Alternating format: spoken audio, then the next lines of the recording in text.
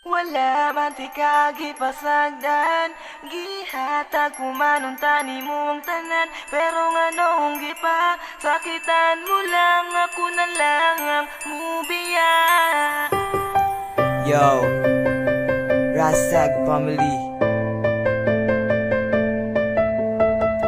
this is Dio. This is Bong. Yeah, Mr. G Silent. Para ni siya sa mga babae na nagpasakit sa among dughan. Maong ako na lang ang mubiya tungod sa mga batasan nga dili masabtan. Kasakit sa dughan, gipaagi na lang namo sa kanta. Isa, paminawa, kining kantaha.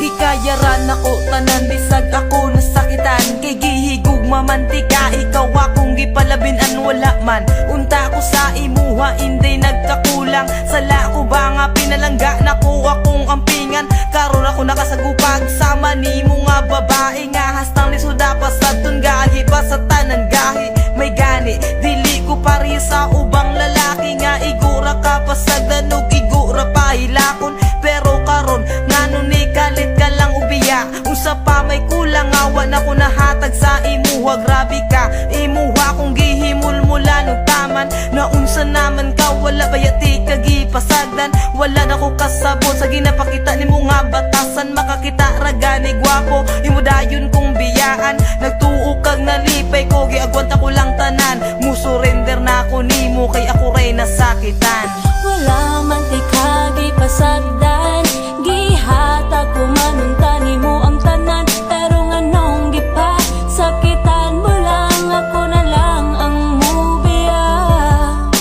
Wala man ti kagipasagdan, gihatag kumanon tani mo ang tanan. Pero nga nung gipa, sakitan mo lang, ako na lang ang mubiya.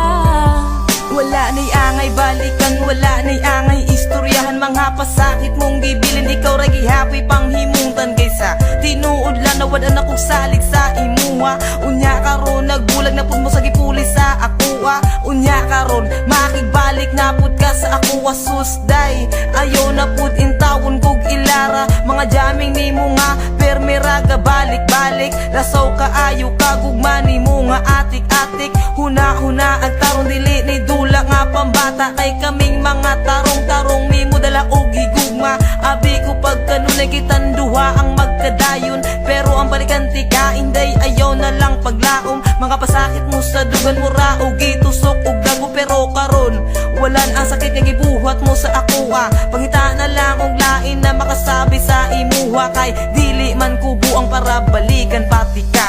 Wala man ti kagipasagdan, gihatag kumanon tani mo ang tanan. Pero nga nung gipa, sakitan mo lang, ako na lang ang mubiya.